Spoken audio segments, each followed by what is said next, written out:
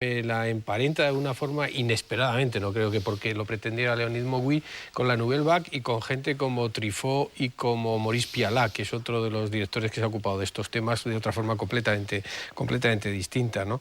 La película hay que situarla, como habéis dicho, en su tiempo. A mí lo que más me interesa de la película es Lois Maxwell, sin la Monipenny, sin ningún género de dudas. El personaje, que me parece un personaje muy interesante, y una actriz también muy atractiva. Y curiosamente la película, de repente, dentro de esa ingenuidad con la que cuenta las cosas, ingenuidad de denuncia, como ha dicho Antonio, porque esta era una película de gran denuncia, de tesis y de debate tremendo, y probablemente eso, la escandalera que, por lo que contáis, formó la película, se debía pues al propósito de denunciar una educación tan lastrada por tantos puritanismos y tantas represiones. De repente te encuentras con situaciones como un joven mirando las piernas de una alegre vecina o cortándole el mechón a una niña, que resulta inesperadamente buñueliano, por supuesto sin que lo pretenda el señor Moguy, que era decididamente lo más contrario, las más antípodas de Buñuel. La película hay que verla desde esas características, y evidentemente estamos ante, tú lo has citado anteriormente, ante una cierta arqueología del cine, pero estoy seguro que al verla pues vamos a descubrir cómo se hacía ese cine, por qué se hacía ese cine también, y las cosas de interés que tiene la película, estos fogonazos, como esa metáfora que no se sabe bien a qué obedece, pero que acaba siendo casi una metáfora de la propia película. Se cartel al principio de Il bacio che uccide, el beso que mata, que es casi una metáfora en la que se podía abrir y cerrar toda la película. El beso que mata, yo creo que eso resume la película. En esa época, no ya solo en España, en Italia, mucha gente pensaba en los colegios que si a una chica la daban un beso en los labios, en la boca, como se decía entonces, se quedaba embarazada. Esto, aunque ahora parezca increíble, ha pasado más de medio siglo, era así.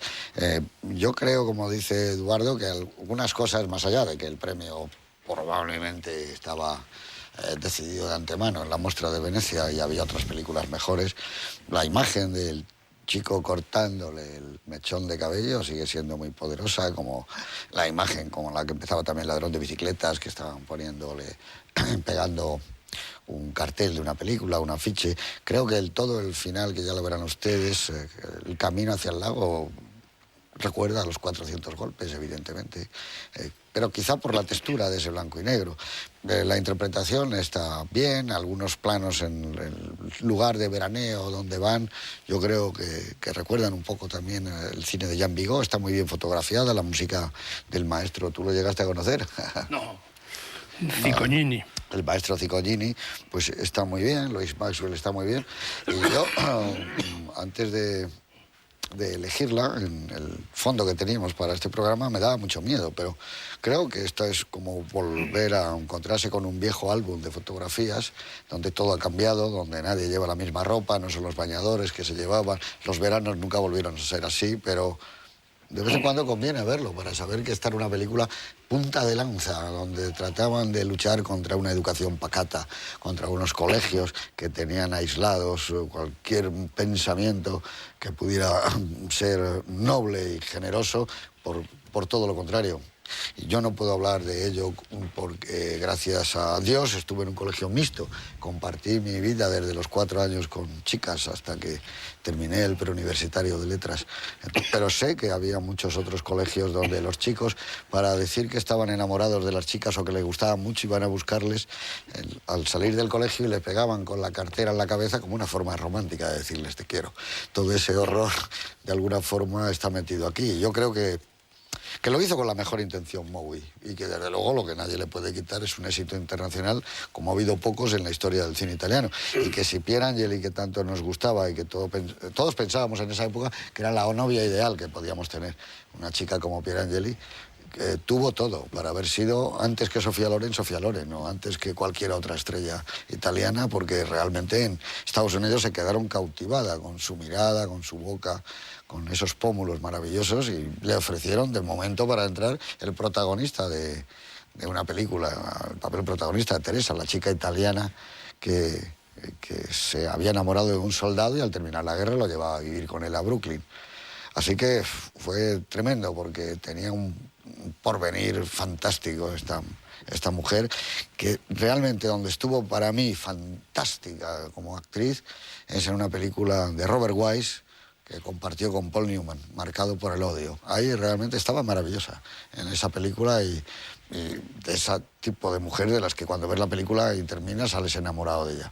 Pero este no es el caso de su carrera. Con todos ustedes, Mañana será tarde y luego hablaremos de ella, de Leonidas Mowi.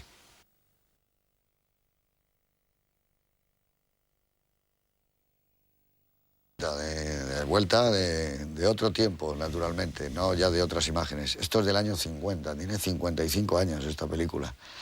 Hablar del pasado, pues, tremendo, ¿no? Digamos que en el año 50, por ejemplo, a título de anécdota, vamos a poner nada más que dos noticias del 50.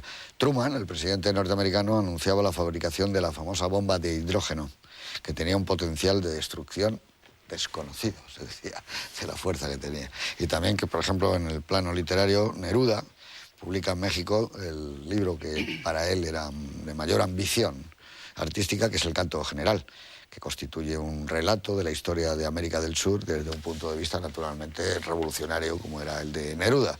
Estamos en el año 50 y a España yo creo que la película llega al 51. Me parece que esta película se estrena en el año 51 y luego ya está dando vueltas durante muchos años porque no existía lo de ahora. Las películas podían estar no 5, sino 7 años y luego las encontrabás en cualquier lugar. Sí, y en todos los cines de verano se veían programas dobles. ¿Cómo se llama? Reestrenos, no reestrenos. Primer reestreno preferente. Sí, no, pero aparte de eso había luego una especie de... Volvían a retomar la película, que ya había acabado, pero volvían a retomarla por momentos difíciles. Luego les pegaban unos cortes y metían dos en el tiempo de una y las explotaban. Pues yo creo que, aunque ahora naturalmente lo que queda pues es Vittorio De Sica y Rossellini, esas películas maravillosas de los últimos 40 y 50... Mañana será tarde y El Bayón de Ana fue lo más famoso que vino de Italia. Es curioso porque decíais, amargo, ¿no? Sí. Decíais antes lo de que hubiera sido esta película si la hubiera dirigido De Sica. La chica muere, de momento. Hay que partir del supuesto de que la historia era de Leonid Mogi. O sea, claro, es decir, que De Sica era un actor contratado. Hombre, como ha hecho miles. Y como ha hecho 50.000. Claro, lo que pasa es que en esta yo creo que hasta cierto momento no entra un poco el personaje, es decir, muchas veces por eso, es que no es el De Sica, por ejemplo, de las comedias brillantes, el galán. Por eso digo que aquí está como desvaído, yo creo, hasta cierto momento. Pero por eso digo que no tenía ninguna autoridad sobre la película, que era un actor contratado, sí, no, por supuesto, que empieza a la media hora y lo hace lo mejor que sabe, y que evidentemente la estrella era Leonid Mogi. Porque él había hecho ya Ladrón de Bicicletas, él había hecho ya Limpiabotas, y sin embargo aquí se contrata como actor. Y los niños bueno, y más, y luego todas las comedias románticas. Y además, si miramos un poco, para eso estamos también ya con perspectiva, este es un maestro que hace su trabajo y no puede perderlo porque tiene que comer. Que en cierto sentido le pasaba a De Sica, que tenía que decir las películas, para hacer las que él quería tenías que hacer las otras, las alimenticias, para poder financiar las propias. O sea, hay muchas... Es un maestro impecable, ¿eh? Para las dificultades que tenían los maestros de la época, la elegancia natural de Sica, desde cómo lleva la corbata, cómo viste. Que León también no sabía. El luto. Sí, el luto que lleva, eso no... Yo no he visto nada de eso hasta en Italia, eso de llevar aquí, eso en Italia lo descubrí. Pero vosotros recordáis si es luto que se lleva en España también, en el lazo, ¿lo lleva al comienzo de la película o solo cuando llegan al internado de verano? Yo es que juraría que antes... Yo creo que lo lleva así, porque es un signo distintivo. El tiempo que yo de clases en el sur de Italia, había algunos, los profesores siempre lo llevaban. O aquí, el brazalete.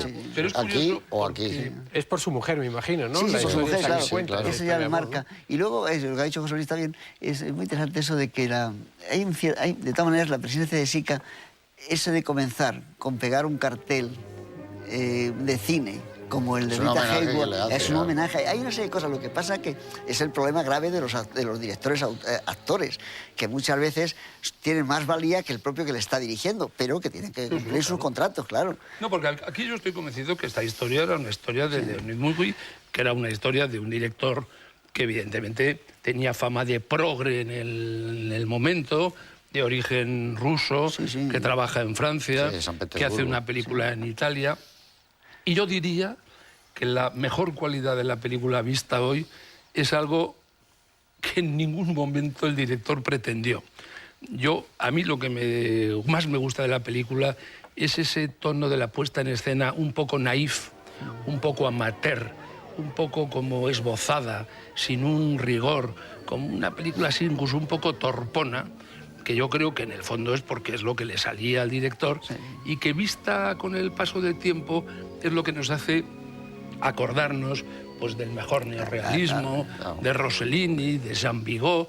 Pero yo creo que eso, en el caso del director, y perdonad que lo piense, era pura torpeza. No, hombre, yo lo que creo